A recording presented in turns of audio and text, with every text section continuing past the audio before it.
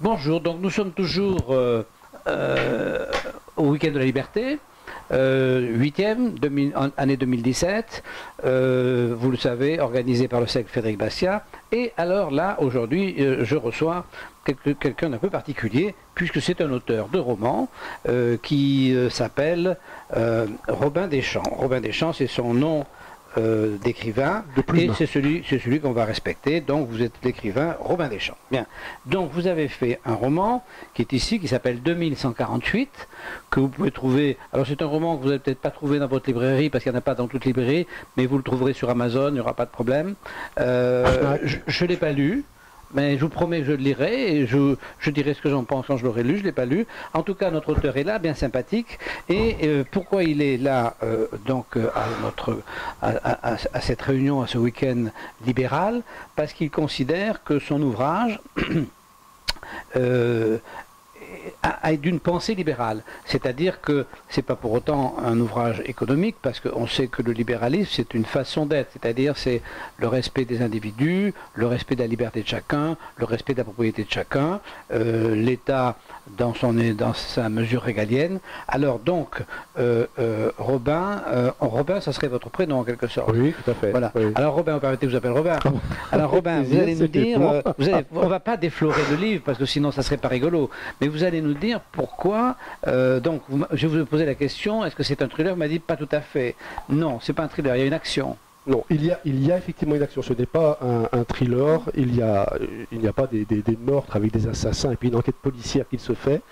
C'est simplement ce roman, ou plutôt cet essai, a été réalisé de la façon suivante. J'ai poussé au paroxysme tous les défauts de notre société, à mon sens bien évidemment, hein, de notre société actuelle, et j'ai essayé de voir qu'est-ce que ça pourrait donner dans une époque un peu plus lointaine, en 2148.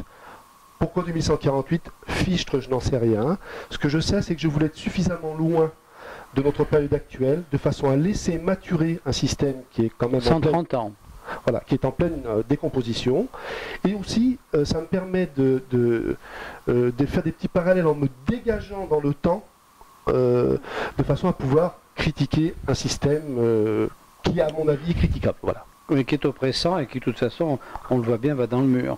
Donc, il y a aussi, donc, il n'y a pas de meurtre, il y a un peu d'amour, il y a un peu de choses comme ça, ou c'est strictement, purement, je dirais, administratif, quoi, sociétal?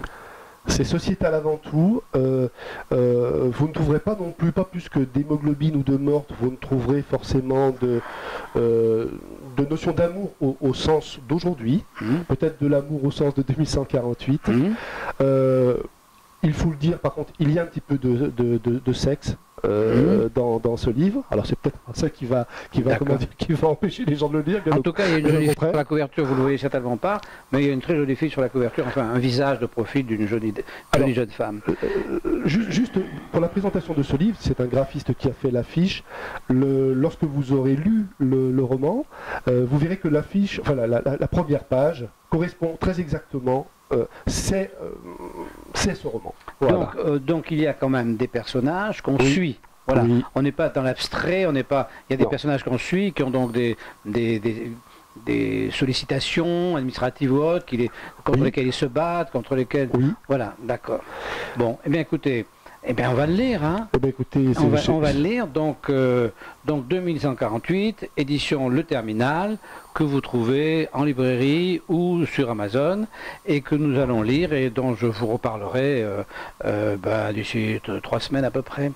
Bon, ben écoutez, alors, autrement, donc, qu'est-ce qui fait que vous avez...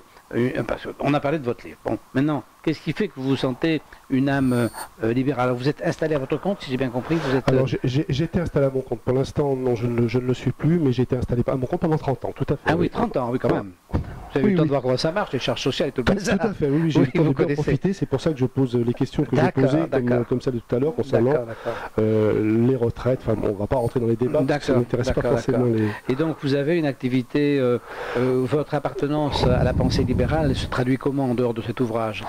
Je suis déjà tous les cours tous les MOOC de l'école de la liberté. Ouais. Je connais pas mal de gens maintenant. Ça fait 2 ans que je me suis vraiment impliqué, parce que j'ai D'accord. plus de temps, justement, D'accord. dans le monde libéral. Donc j'ai lu énormément de choses, de Hayek, en passant par une partie de Bastiat, en passant par Ayn Rand. Mais ça s'est fait, qu'on soit bien, ça s'est fait après la rédaction du livre, où je me suis D'accord. dit... Vous avez lu La Grève, vous avez lu, oui, bien sûr. Oui, oui. Von Mises, c'est bien, vous savez. Vous avez lu Von Mises? Oui, une partie. Ah, oui. c'est bien, Von Mises. Des articles, pas tout, mais une partie. C'est bien. Soit je prends des livres, soit j'essaie de les récupérer justement par l'école de Et liberté. vous avez vu, quand on écoute Pascal Salin, c'est bien quand même. Ah bah oui. Oui. Ah, il est bien cet homme. Hein. De toute façon, tous les orateurs qu'on a eus depuis le début, c'est quand même extraordinaire. Oui, tout à fait. Une telle réunion d'individus, de matière Il grise y et a de le coup des pensée. prisons, là, moi ça m'a pas trop plu, mais enfin bon. Donc, J'ai vu. Oui, j'ai vu.